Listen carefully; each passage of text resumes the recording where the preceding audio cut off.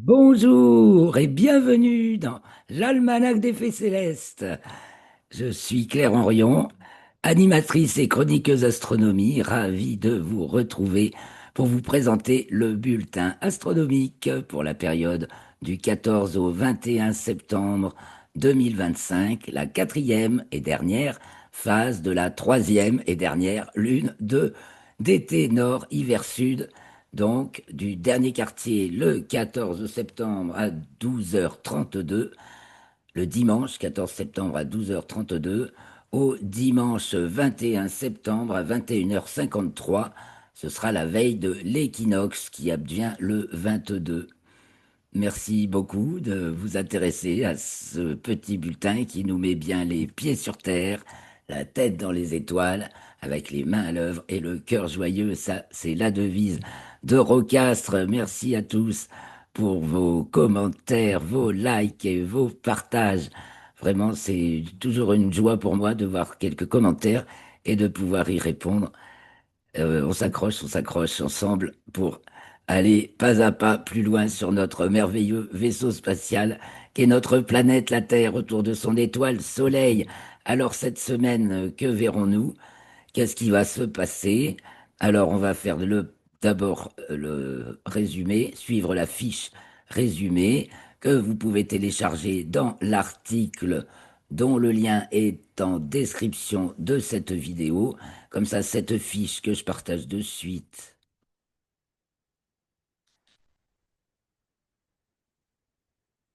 la voilà. On va la grossir. Vous pouvez même l'imprimer, cette fiche, donc, que vous avez, que vous avez dans la téléchargeable, dans l'article dont le lien est en dessous de la vidéo. Elle vous permet de suivre chronologiquement, jour par jour et heure après heure, donc ce qui se passe au niveau du Soleil et de la Lune et des planètes, de ce qui est visible, pas visible. Donc, je rappelle en noir, c'est ce qui se passe dans le plan de l'écliptique, c'est des phénomènes de mécanique céleste qui n'ont pas spécialement d'observabilité. En rose, c'est ce qui se voit entre les planètes et le Soleil ou la Lune. En vert, c'est ce qui se voit entre la Lune et les planètes et le Soleil et les étoiles. Voilà, c'est quand ça a rapport aux étoiles, visible en rapport aux étoiles avec en vert, visible rapport Soleil, Lune, planète, donc système solaire en rose. En marron, on est toujours dans la mécanique céleste, mais c'est le plan de l'équateur. C'est ce qui se passe par rapport dans la sphère équatoriale, par rapport au plan de l'équateur. En gris, c'est la Lune. Quand elle change de signe, c'est mis en gris. Donc cette semaine, elle va du signe qu'est-ce que je raconte? Le signe des Gémeaux, oui, le dernier quartier. Dans le 22e degré du signe des Gémeaux, la Lune, le Soleil est dans celui de la Vierge pour cette dernière semaine. Et en bleu, vous avez donc ce qui se passe du point de vue héliocentrique, c'est-à-dire du point de vue du Soleil. Alors, cette semaine, commençons par la Lune, bien entendu. Alors, au début de la période, eh bien, elle est très haute pour commencer. Ça veut dire qu'elle a une grande course dans le ciel, comme celle du Soleil d'été, mais encore plus grande, puisqu'elle est le jour du dernier quartier, le 14, à 6h31. Elle est à sa latitude maximale. Et donc, comme c'est pour l'instant encore proche de sa déclinaison maximale, sa déclinaison, c'est ce qui va faire sa hauteur dans notre ciel. Il suffit de petite opération par rapport à notre addition, soustraction par rapport à notre latitude terrestre. Donc, ça veut dire que chez nous, quand elle est à sa déclinaison maximale en ce moment, alors qu'elle a, au moment de sa déclinaison maximale, elle est aussi encore plus au nord que le Soleil, hein, qui est le repère, hein, c'est le repère, c'est le Soleil dans le plan équatorial. Donc là, elle va plus haut que le Soleil dans le plan équatorial, donc en déclinaison quand il est au solstice. Donc le Soleil, il est au solstice à 23 degrés de déclinaison nord quand c'est en juin ou sud quand c'est en décembre.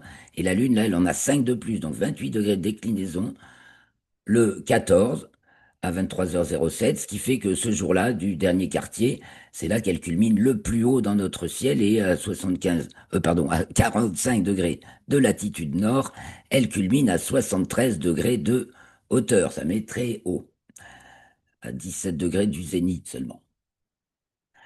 Ça, oui, pour la Lune, ça c'est donc au moment du dernier quartier, donc c'est le moment où elle se lève en milieu de nuit à peu près, où elle culmine au petit matin quand le soleil se lève et où elle se couche aux alentours de midi. Puis chaque jour, au fur et à mesure de cette quatrième période de la lunaison, on la voit se lever de plus en plus tard en deuxième moitié de nuit, en croissant de plus en plus fin jusqu'au jour du dernier croissant qui advient le 20, le samedi 20, donc juste avant, peu avant le lever du soleil, guetter le dernier croissant de lune, visible à l'œil nu, de 2,7%, 39 heures avant la nouvelle lune, à peu près à l'est. Il est encore assez haut, enfin il est déjà assez haut, puisque c'est qu'il se lève un peu avant le soleil, et le soleil est encore assez bas. Donc, dernier croissant de lune, samedi 20 septembre vers 6h45. Alors, reprenons maintenant notre chronologie, déjà pour la lune. Donc, je vous ai dit qu'on allait la voir se lever en deuxième moitié de nuit. Donc, au moment du dernier quartier, elle est conjointe à l'étoile Elnat, bêta du taureau. Elle l'occulte d'ailleurs pour le centre Pacifique et les Amériques. Ensuite, sa déclinaison maximale, le 14 à 23h07, donc on en a parlé. À partir de là, elle va descendre en déclinaison et aussi, elle descend en latitude. Donc, on descend en déclinaison, elle entre dans le signe du cancer. À partir du signe du cancer jusqu'au signe du sagittaire, elle descend en déclinaison. Donc, lundi 15, 2h30, elle entre dans le signe du cancer, puis elle est conjointe à Jupiter. Beau spectacle.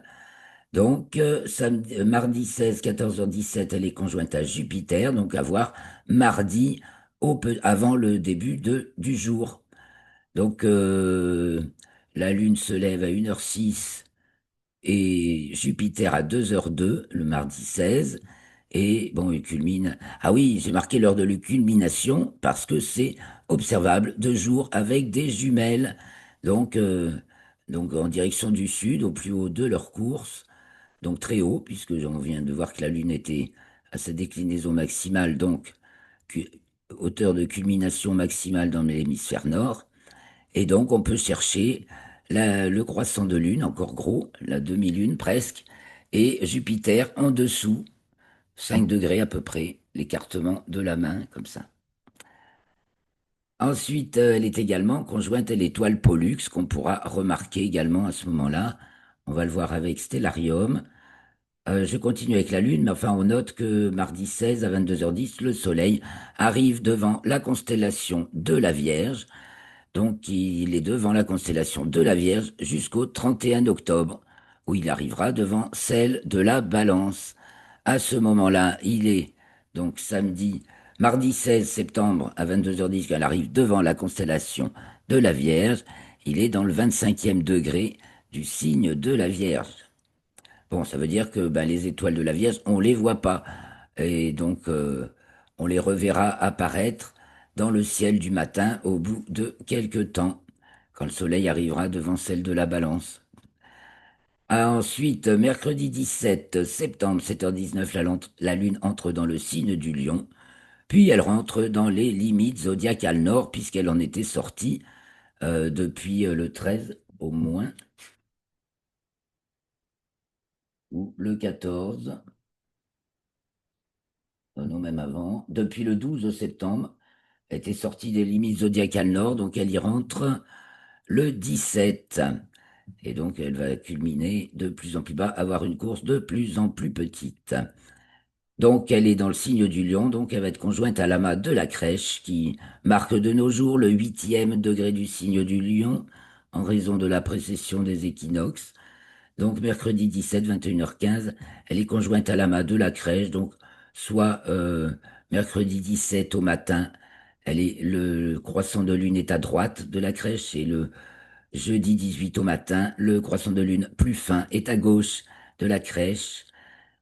Ensuite, la Lune, vendredi 19, elle est conjointe à Vénus à 14h20. Donc pareil, ça se voit dans le ciel du matin, hein. Vénus et Jupiter, enfin Jupiter la première, de plus en plus tôt, et Vénus en deuxième, qui se lève, elle, plutôt de plus en plus tard, sont dans le ciel du matin. Donc la Lune est conjointe à Vénus, vendredi 19 à 14h20. Donc à remarquer, vendredi 19 au matin, en particulier. Et en plus, la Lune occulte Vénus, et cette occultation est observable de jour avec un petit peu d'instrumentation, hein, au moins des jumelles, aux alentours de leur culmination, vers 13h45. Non, c'est pas leur culmination, déjà passé la culmination, cette heure-là. Et alors, c'est à ce moment-là, dans le 13e degré, dans le 30e degré du signe du Lion, devant la constellation du Lion. Et donc ensuite, tout de suite après, la Lune entre dans le signe de la Vierge, et elle est donc conjointe à l'étoile Régulus, qui marque de nos jours, en raison de la précession des équinoxes, le premier degré du signe de la Vierge. On a donc un trio, Lune, Vénus, Régulus, à admirer ou se délecter dans le ciel du matin, le vendredi 19 septembre, car Vénus aussi entre dans le signe de la Vierge. Vendredi 19, pareillement, à 14h39. Tout ça se tient dans un mouchoir de poche. Peut-être même fait une petite interversion d'heure, là, je me suis trompé. C'est d'abord Vénus entre dans le signe de la Vierge, puis la Lune est conjointe à Régulus. 6 minutes. Et puis Vénus est conjointe à Régulus à son tour, vendredi 19 à 18h14. Donc tout se passe vendredi 19, la rencontre Lune, Vénus, Régulus, à voir dans le ciel du matin. Puis samedi, c'est un très fin croissant déjà, hein, et le 20, c'est le dernier croissant de Lune, donc de cette lunaison, avant d'arriver à la nouvelle Lune qui advient dimanche 21 septembre à 21h53. Donc auparavant, elle va passer à son nœud descendant à 1h14, dimanche 21. Et puis, bah, du coup, c'est une éclipse de soleil, puisque la Lune est tout proche de son nœud, une éclipse partielle de soleil, qui est visible pour le sud du Pacifique, la Nouvelle-Zélande et l'Antarctique, puisque c'est à 21h43, déjà le soleil est couché pour nous. Et puis, ben, c'est pas pour nous, ce sera pour une autre fois. Donc, cette éclipse qui fait partie du Saros 164, je crois, vous allez voir tout ça dans l'article. Le Saros étant ce grand cycle des lunaisons qui fait que les éclipses se reproduisent toutes les 223 lunaisons, 19 ans et quelques, euh, sur le même degré du zodiaque. Et donc, ça fait des séries qui, l'une après l'autre, font une petite marque en quelque sorte sur la Terre. Et donc, c'est une série qui commence toujours par des éclipses partielles. Or, celle-ci est la dernière de cette série. Et ensuite, il y a une série d'éclipses totales, puis à nouveau une série d'éclipses partielles. Donc, et on retrouve les éclipses d'un même Saros tous les 19 ans. C'est plus détaillé dans l'article, hein. Et donc, la nouvelle lune se produit à 21h53 dans le 30e degré du signe de la Vierge. Donc, on notera qu'on a eu deux nouvelles lunes dans le signe de la Vierge ce mois-ci, car la nouvelle lune du 24 août était dans le premier degré du signe de la Vierge. Et puis, pour clore cette journée, elle entre dans le signe de la Balance à 23h40. Et le lendemain, c'est le Soleil qui, à son tour, va entrer dans le signe de la Balance. Ce sera l'équinoxe de septembre. Nous en parlerons la semaine prochaine. Autre fait remarquable, ah ben, il y a par la Lune, qu'est-ce qui nous arrive? Donc, on a dit que le Soleil arrivait devant la constellation de la Vierge. En héliocentrique, Mercure entre dans le signe de la Balance lundi 15 à 17h18 jusqu'au 24 septembre. Elle y reste. Mercure, la planète. En géocentrique, Mercure entre dans le signe de la Balance jeudi 18 à 12h05. On rappelle que Mercure était en conjonction supérieure le 13, donc non, jeudi 13. Samedi, pardon, samedi 13 septembre. Donc alignement Soleil, Terre, Mercure. Non, qu'est-ce que je raconte? Oh là là. Donc Mercure, Soleil, Terre, ou Terre, Soleil, Mercure. Donc Mercure est de l'autre côté du Soleil. D'ailleurs, elle atteint son apogée Mercure apogée, samedi 20. La conjonction supérieure, et c'était le 13. Donc, il est logique qu'elle soit dans le même signe au moment que ce soit en géocentrique ou en héliocentrique, au moment de la conjonction, qu'elle soit inférieure ou supérieure, du moins du point de vue géocentrique. Donc, parce que en héliocentrique, quand Mercure est à l'apogée, c'est une opposition Mercure-Terre. Et en géocentrique, donc une conjonction Soleil-Mercure. Elle est donc de l'autre côté du Soleil. Et c'est lié donc à sa conjonction supérieure. Alors, quoi d'autre encore avec Mercure? Elle est donc à l'apogée. Et aussi, elle passe en déclinaison sud, vendredi 19 à 22h50. À part ça, l'événement, il y a encore deux événements importants. Il y a Jupiter qui passe à son nœud ascendant. Ça n'arrive que tous les 6 ans quand même. Donc, qui passe, elle était en latitude écliptique sud. Elle passe maintenant en latitude écliptique nord. Donc, ça se remarque principalement en héliocentrique parce que c'est toujours au même degré, hormis le petit décalage d'environ 1 degré par siècle de l'axe des nœuds planétaires. Et en géocentrique, ça peut être n'importe où, mais voilà, donc forcément c'est Jupiter, à partir de Jupiter et les autres lentes, il y a moins, il y a des écarts de plus en plus resserrés entre leur position géocentrique et leur position héliocentrique. Donc c'est jeudi 18 septembre que Jupiter passe à son nœud ascendant. Jupiter va donc être désormais en latitude écliptique nord. Ça en géocentrique comme en héliocentrique. Ensuite, il y a Vénus qui rentre dans le signe de la Vierge, on l'a dit.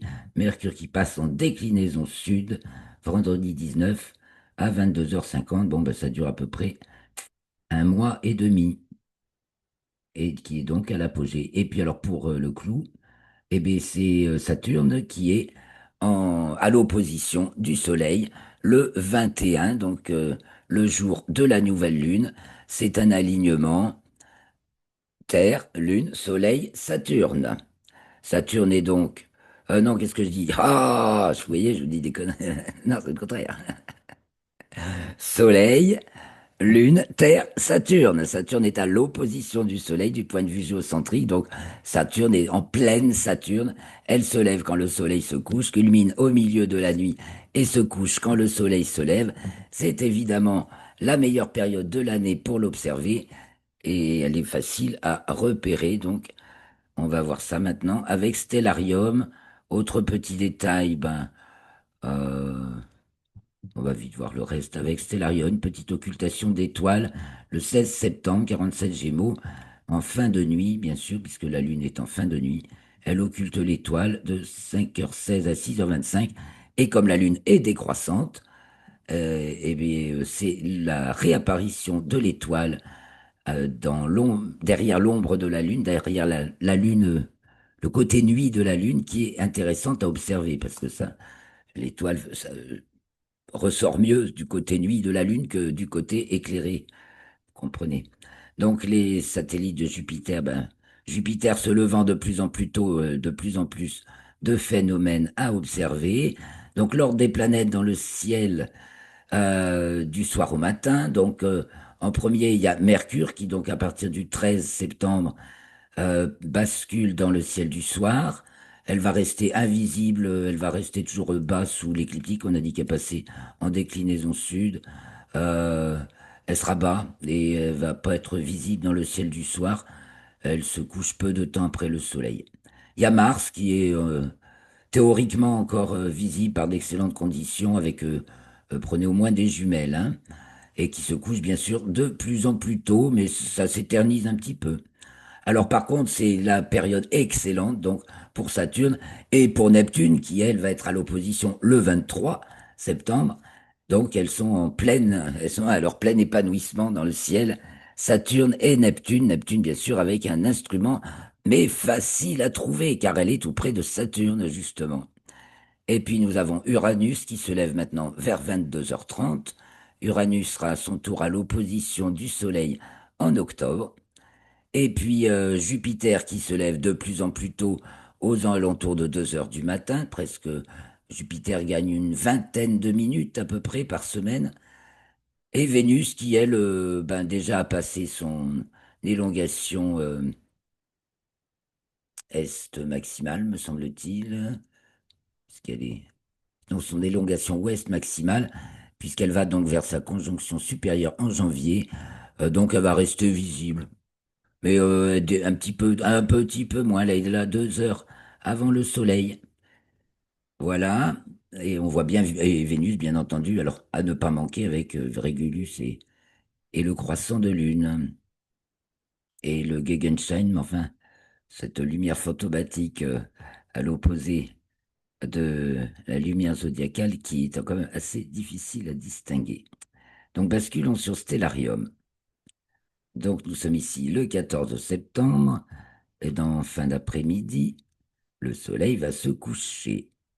Ah ouais, et là, il se couche pratiquement à l'ouest. Là, comme c'est le 14, il est encore un petit peu à droite de l'ouest, mais chaque jour, il va se coucher de plus en plus près de l'ouest. Et le jour de l'équinoxe, donc le 22, il se couchera pile à l'ouest. De même, il se lèvera pile à l'est.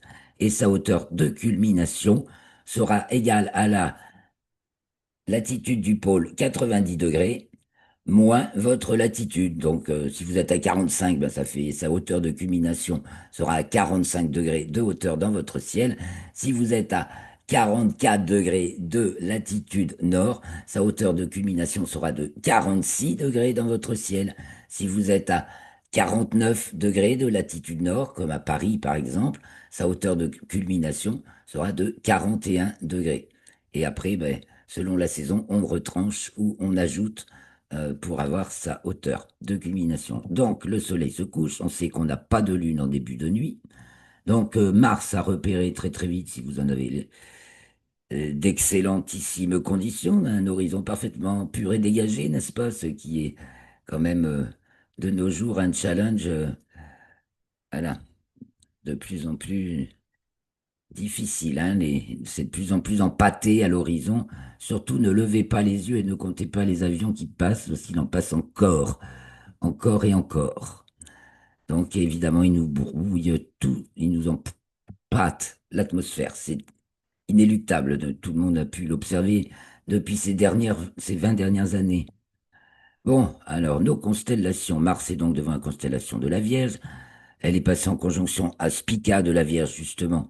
La semaine dernière, la Vierge qui disparaît puisque le Soleil arrive devant. Et donc, on va plus voir la constellation de la Vierge dans le ciel. Donc, là, il est 20h37, une heure plus tard, 20h30, 21h37. Nous avons au sud-ouest, qu'est-ce qu'on va remarquer? Arcturus du Bouvier, de plus en plus bas, qui va se coucher, et Antares du Scorpion, bah, qui est vraiment sur son couchant au sud-ouest.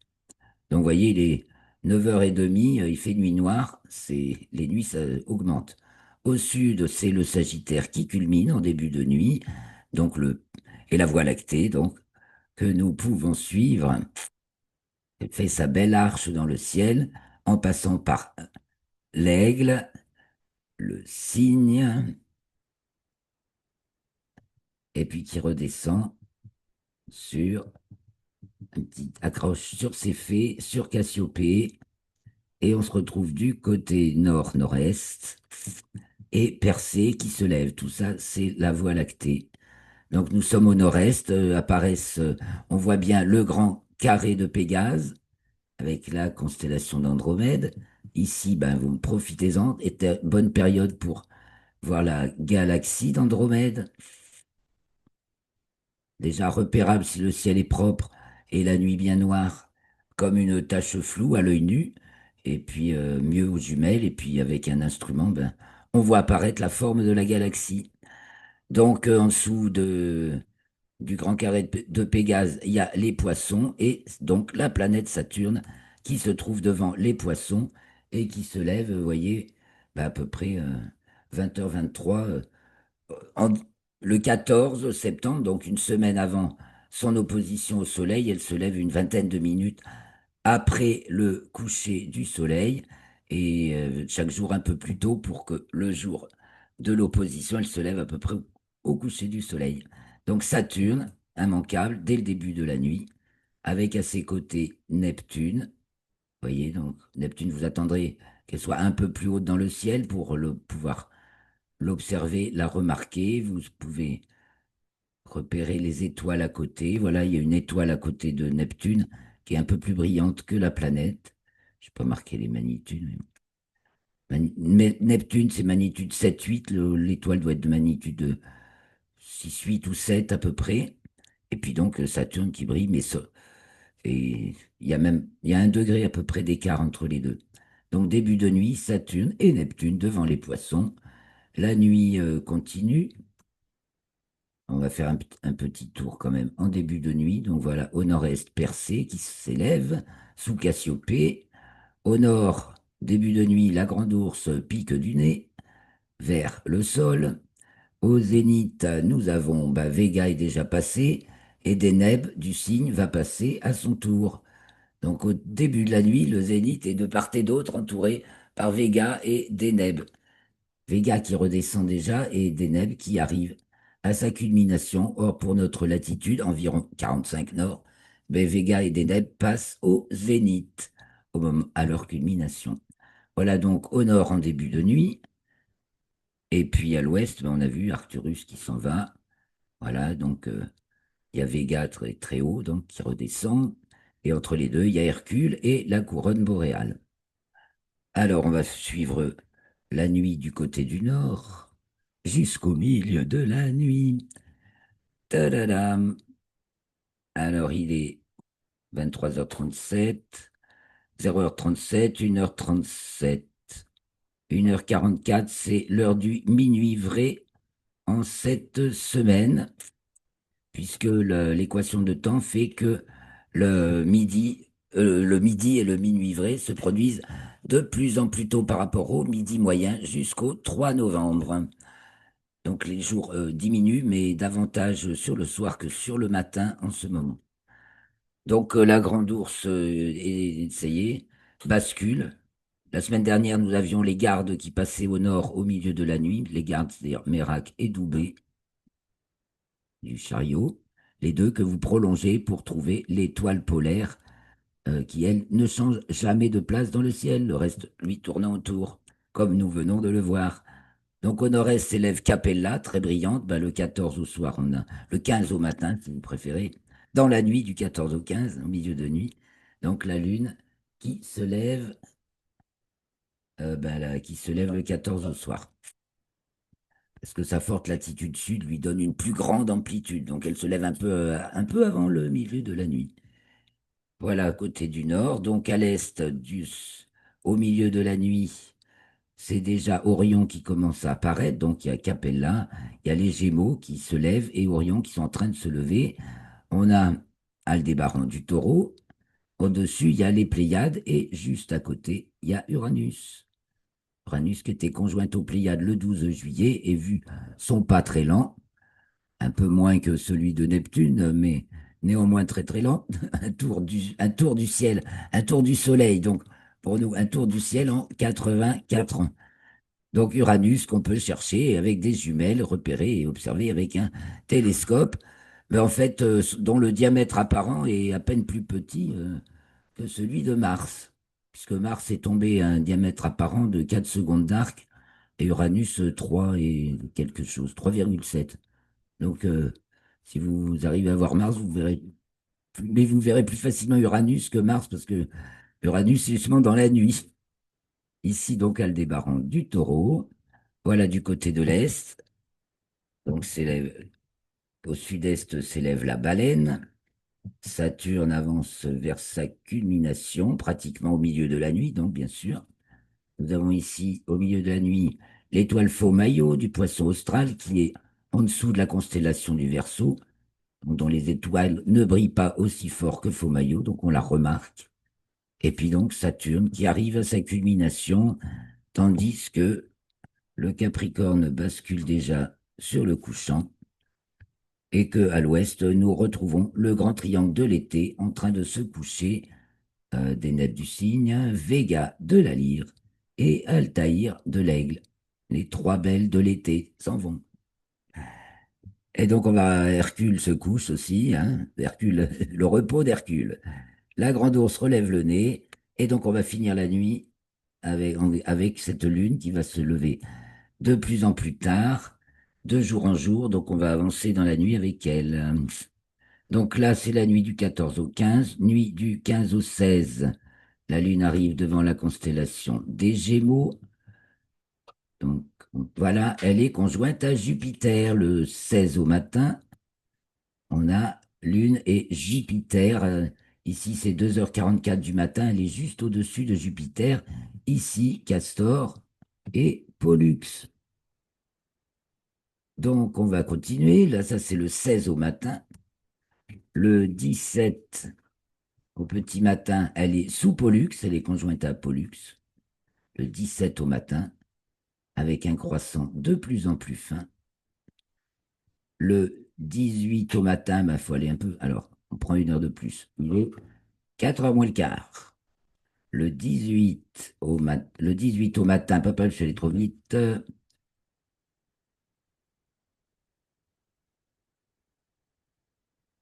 Le 18,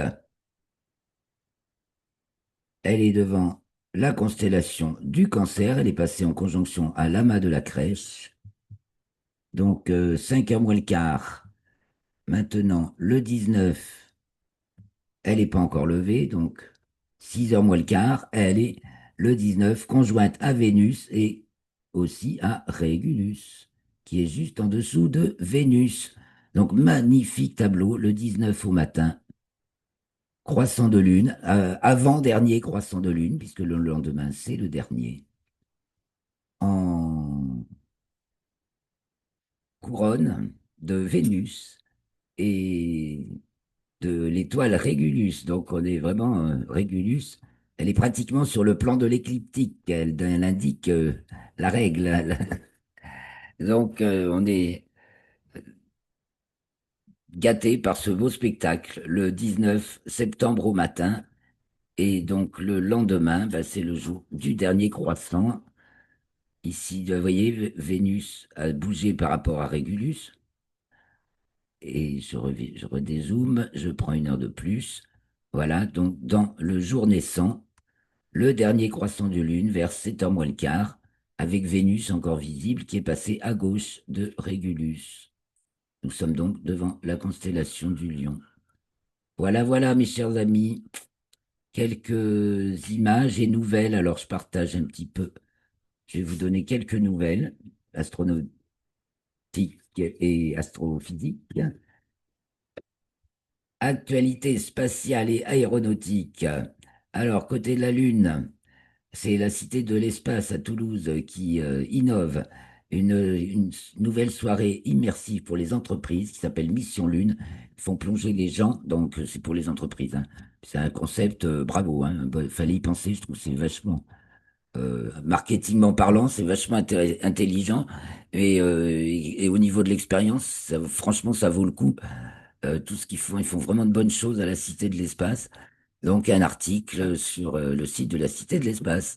Et puis aussi, la Cité de l'Espace, mais pas que, ben, sont impliqués pour, si vous voulez, envoyer votre nom autour de la Lune avec la mission Artemis 2. Voilà.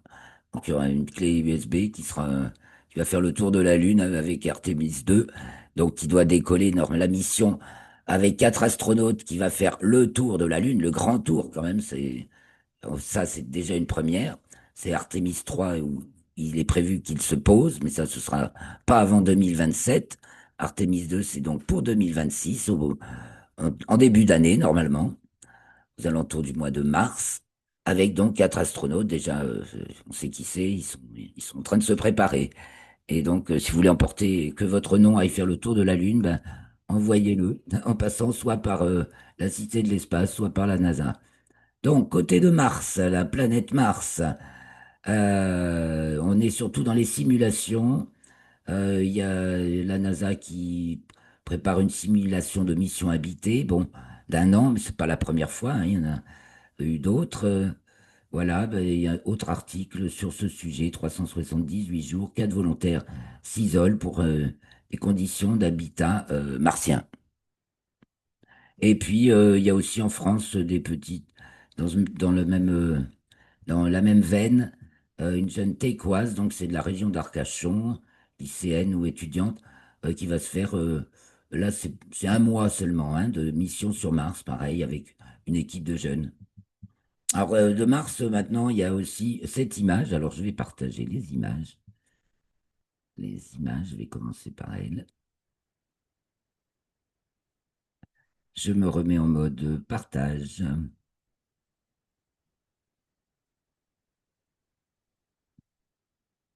Voilà, alors Persévérance a fait cette photo sur Mars. Alors on y voit une tortue. Voilà, vous voyez la tête de la tortue, les pattes avant et la carapace de la tortue. Ça fait jaser. Ben, à chaque fois, on voit des trucs qui nous suggèrent, hein, que ce soit sur Terre, sur Mars, sur la Lune ou ailleurs. Les rochers, les nuages nous suggèrent des trucs. Ça parle. C'est comme les nuages nous parlent. Au moins. Voilà. Après, bon, ben, il y a plein d'articles à ce sujet sur la paréolie, c'est-à-dire les apparences qu'on voit dans les formes de la nature. Continuons sur le système solaire. Un excellent article qui résume bien toute l'épopée voyageur. Il est bien cet article sur carlobag.eu. Je sais pas ce que c'est, mais l'article, j'ai trouvé très intéressant sur toute toute l'histoire des sondes voyageurs qui communiquent encore et sont sortis de l'héliopause et sont dans le milieu interstellaire et à plus de 200 fois la Terre.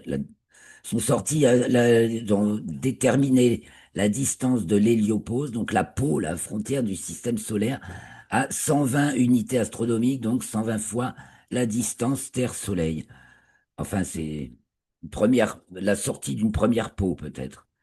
Et donc, ils envoient toujours leurs signaux. Nous, on suit dans les précédents bulletins, quand il y a des nouvelles, des coupures de communication, puis des restaurations avec le système informatique des années 70.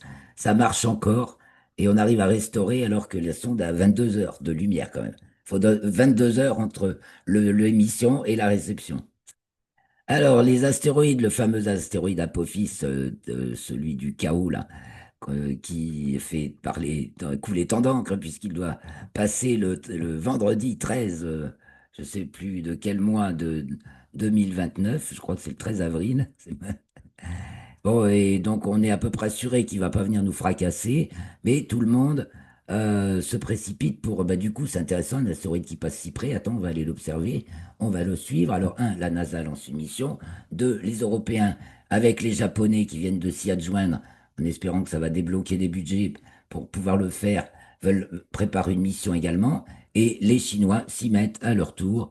Et donc, tout le monde va aller traquer l'astéroïde Apophis le 13, le vendredi 13 euh, en 2029. Un vendredi 13 en 2029. Un bon article sur le New Space français, voilà, toutes les nouvelles entreprises et qu'est-ce qu'elles font. Et puis le Starship, les amis, parce que ça avance vite, ça y est, hein, depuis qu'Elon Musk a repris les manettes, le vol 10 a été couronné de succès, du moins dans toutes les étapes requises ont été honorées. Et donc, il se prépare au vol 11, qui devrait avoir lieu en octobre, puisque le dernier test là, qui a eu lieu il n'y a pas longtemps de mise à feu statique du booster, donc le Super Heavy, eh bien, était positif. Donc, 11e vol d'essai, normalement au mois d'octobre, avec pas mal d'innovations, entre autres sur le bouclier thermique, ce qui fait que ça devrait moins cramer au retour, ces fameuses petites tuiles qui se détachent.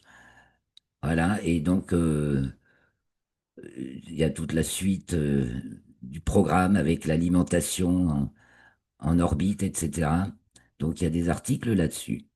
Toujours des lancements spatiaux, hein, je vous donne pas le détail. Et puis les dernières nouvelles de James Webb, alors ben, regardons-les ensemble. James Webb Télescope qui photographie la supernova Cassiopeia qui aurait explosé il y a 10 500 ans environ avec ses yeux de James Webb Télescope couplés à ceux de Hubble, donc entre visible et infrarouge. Et du coup, ça permet encore de voir des trucs, comment fonctionne un trou noir, euh, d'apporter plein de nouvelles connaissances et compréhensions dans le fonctionnement de cette supernova et donc des trous noirs, puisque c'est l'effondrement d'une très grosse étoile en fin de vie qui s'effondre sur elle-même et génère une nébuleuse. C'est une... Ça y est, je cherche le mot. Mais... oh bon, ça me reviendra. Rémanent de supernova, voilà, merci. Merci la foule. Donc Cassiopéa, rémanent de supernova, comme la nébuleuse du crabe, comme une autre de Loïc que je vais vous montrer. Ça, c'est encore les yeux de Hubble qui photographie un jeune système, enfin, bon, deux nébuleuses en émission autour d'une jeune étoile avec son système protoplanétaire. Donc on assiste à la naissance d'une planète. Et voilà, autour de son étoile. Et donc, je voulais montrer quelques photos de Loïc, et puis je vais vous laisser là-dessus, hein. Donc, ça, c'est Saturne, un petit passage de son satellite Rhea, voilà, capturé par Valérel, je crois bien. Autre, non, M17, alors, c'est un rémanent de supernova. C'est une nébuleuse dans le Sagittaire, photographié par Loïc. Et voici un rémanent de supernova, là, IC 96, également photographié par Loïc, puisque nous venons de parler de rémanent de supernova à propos de Cassiopéa. On va se quitter sur quelques images de l'éclipse totale de Lune. Donc, en plusieurs endroits. Bon, ben, ça commence par ici. Ici, au Mozambique. Alors là, le lever de la Lune à droite n'était pas en même temps exactement que l'éclipse. Ah si, donc ça c'est le lever de la Lune. Il dit qu'il a eu des colorations dues au ciel. Il y a tout le temps des incendies là-bas apparemment, ou des éruptions volcaniques. Le ciel est toujours fort rougeoyant. Et donc c'est lever de la Lune et l'éclipse de Lune. Donc l'entrée dans... Du coup, elle n'est pas rouge à son éclipse, c'est ça qui trompe. Elle est rouge à son lever à cause de l'horizon chargé. Et l'éclipse paraît gris, presque plus ocre. Donc, pleine, là, elle est encore éclairée, elle entre dans l'ombre, elle entre dans l'ombre, elle entre dans l'ombre, elle entre dans l'ombre. Voilà, nous sommes à la totalité et elle ressort de l'ombre. Alors, d'autres photos de cette éclipse de lune. Ici, une composition aussi en Iran, éclipse de lune. Donc, la totalité ici, et puis les phases d'avant et d'après. Ici, bah ici c'est chez nous, la sortie de l'ombre. La lune reprend ses couleurs normales. Et une autre, ça c'est en Italie, pas bien loin, au moment de la totalité. Voilà, mes chers amis, je vais vous quitter sur cette belle photo de l'éclipse de lune. Merci beaucoup de m'avoir suivi jusque-là. Bonne semaine et ben, bon spectacle céleste, hein, la lune avec Jupiter. Ça, c'est, si je ne m'abuse, le, le 17, le 18. Ah, j'ai dépassé mon temps. Ah ben voilà. Et la Lune avec Vénus et Régulus le 19. Bon ben vous allez retrouver, hein. Avec Jupiter, c'est le 16, voilà.